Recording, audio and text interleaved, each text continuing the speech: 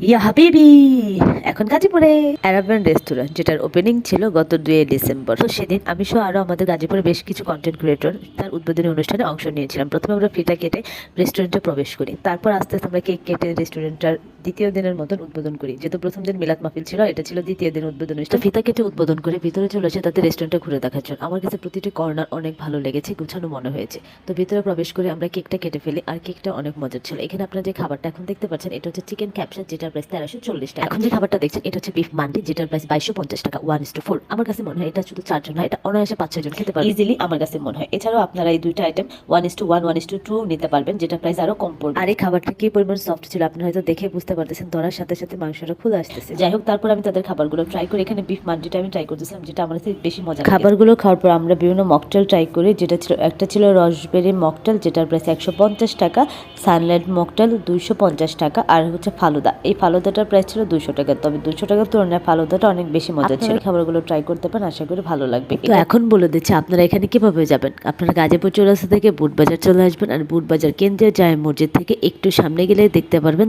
Arabian restaurant. তো এখানে আমার খাওয়া দাওয়া শেষ করে সবাইকে আল্লাহ হাফেজ বলে আমিও চলে আসি। তো আমার আজকের ভিডিওটি ছিল এই পর্যন্ত। যদি ভালো লেগে থাকে অবশ্যই পাশে থাকবেন। আল্লাহ হাফেজ।